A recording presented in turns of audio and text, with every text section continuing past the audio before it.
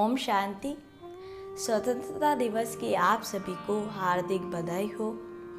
15 अगस्त का ये दिन हम उन वीरों की याद में बनाते हैं जिन्होंने भारत की स्वतंत्रता के लिए अपनी जान भी कुर्बान कर दी थी। लेकिन आज भी कई भारतवासी ये सवाल पूछते हैं कि अभी तक भी भारत को सही रूप में स्वतंत्रता नहीं मिली है और भारत का विकास अभी नहीं हुआ है। लेकिन हम देखते हैं कि आज भारत को स्वतंत्रता मिले हुए 74 साल हो गए हैं और इन 74 सालों में भारत ने, चाहे वे विज्ञान टेक्नोलॉजी के क्षेत्र में हो, राजनीतिक क्षेत्र में हो, अनेक क्षेत्रों में भारत ने बहुत विकास किया है और आज़ादी भी हमें 74 साल पहले मिल गई है। तो फिर आज मनुष्य किस आज़ादी की, किस स्वतंत्रता की बात कर रहा है? तो जैसे आज हम किसी से पूछते हैं कि आपको क्रोध आता है, आप अशांत होते हैं, आप दुखी होते हैं, तो वे क्या जवाब देगा कि हाँ, आज कौन ऐसा नहीं है जो कि क्रोधित नहीं होता है, दुखी नहीं होता है, अशांत नहीं होता है। फिर हमने अगर हम कारण पूछेंगे कि कारण क्या है आपके दुखी, क्रोधित और अशांत होने का, तो वह बोलेगा कि वह डिपेंड करता है, वह निर्भर करता है परिस्थिति पर और व्यक्ति पर। और साथ ही साथ आज मनुष्य अपनी कर्मेंद्रियों पर, मन पर, बुद्धि के भी अधीन हो गया है। पहले मनुष्य इनके अधिकारी था जब मनुष्य सुखी था, लेकिन आज मनुष्य इन सब के अधीन हो गया है। कैसे?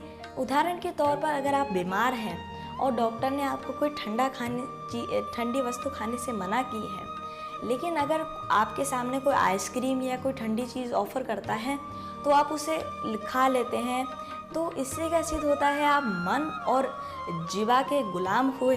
तो ऐसे ही हम जो नहीं करना चाहते हैं वो कर रहे हैं, जो नहीं बोलना चाहते हैं वे बोल रहे हैं, जो नहीं देखना चाहते हैं वे देख रहे हैं।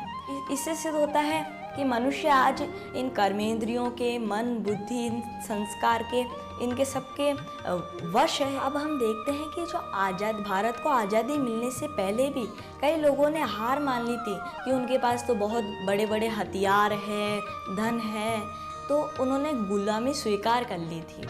लेकिन जैसे कई स्वतंत्रता संग्रामी जैसे कि महात्मा गांधी, सुभाष चंद्र बोस, भगत सिंह, चंद्रशेखर आज़ाद आदि सब स्वतंत्रता संग्रामी, उन्होंने गुलामी को स्वीकार नहीं किया और स्वतंत्रता की चाह रखी, दृढ़ संकल्प रखा कि भले ही उनके पास कुछ भी हो लेकिन हमारे पास हिम्मत है, हम स्वतंत्रता लाके रहेंगे।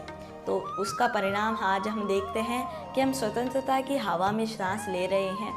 तो वैसे ही आज मनुष्य, ये जो मनोविकार है, चंचल कर्मेंद्रियां हैं, इनकी गुलामी आज मनुष्य ने स्वीकार कर ली है, मनुष्य हार मान गया है। तो परमात्मा आते हैं और इस अधीनता से, इस गुलामी से हमें छुड़ाते हैं और वापस वो जो संपूर्ण स्वतंत्रता की दुनिया थी उसमें ले जाते हैं। उस समय तो जो प्रकृति थी वह भी मनुष्य के अधीन थी। आज तो हम देखते हैं कि मनुष्य के खुद की कर्मेंद्रियां, खुद के मन, बुद्धि, संस्कार भी मनुष्य के अधीन नहीं है। लेकिन उस समय तो प्रकृति और पशु पक्षी भी हमारे अधीन थे। कैसे आज हम देखते हैं कि कहीं अधिक वर्षा के कारण जनजीवन प्रभावित हो रहा है और कहीं कम वर्षा के कारण जनजीवन प्रभावित हो रहा है। कहीं भूकंप, बवंडर, सुनामी आदि इतने सारे प्राकृतिक आपदाएं अचानक ही आज आ जाती हैं। ये क्यों हुआ है? क्योंकि आज प्रकृति भी अपना संतुलन खो देती है और धीरे धीरे प्रकृति अपना विकराल रूप दिखा रही है, क्योंकि मनुष्य ने प्रकृति का बहुत उल्लंघन किया है कि आज जो ओजोन की परत में छेद है वह भी मनुष्य के प्रकृति का उल्लंघन करने का ही निशानी है। तो उस समय स्वर्ग में तो मनुष्य संपूर्ण अहिंसक था, संपूर्णता स्वतंत्रता प्राप्त थी मनुष्य को। तो जैसे कहते भी हैं कि जैसा मनुष्य होता है वैसे ही वहाँ के पशु पक्षी और प्रकृति होती है। तो अब उस समय प्रकृति हमारे अधीन कैसे थी कि जब हम वर्षा चाहते थे जब होती थी, बेवजह कोई भी वर्षा आदि कोई भी प्रकृति अपना कार्य नहीं करती थी और पशु पक्षी भी हमारे अधीन थे। उस समय के बारे में तो वर्णन है कि शेर और गाय भी एक ही घाट से पानी पीते थे।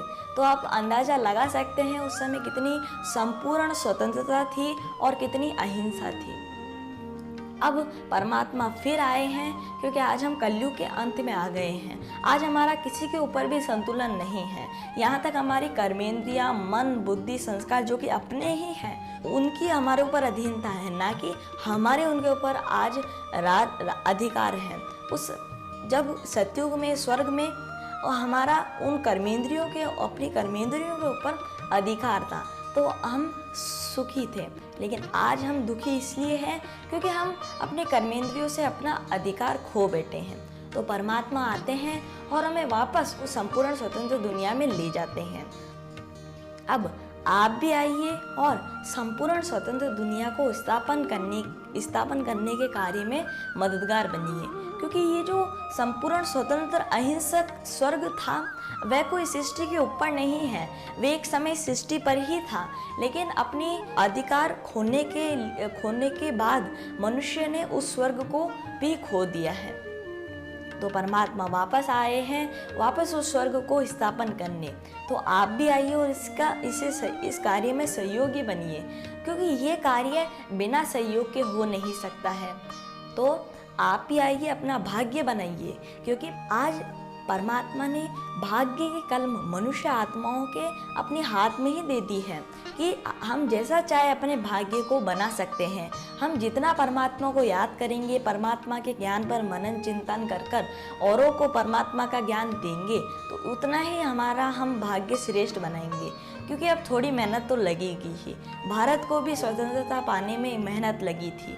अब हम भी इतने समय से इन कर्मेंद्रियों के, मनोविकारों के अधीन हैं, तो इस अधीनता से छुड़ाने के लिए थोड़ा हमें दृढ़ संकल्प तो रखना ही होगा, तभी हम संपूर्ण स्वतंत्रता को प्राप्त करेंगे।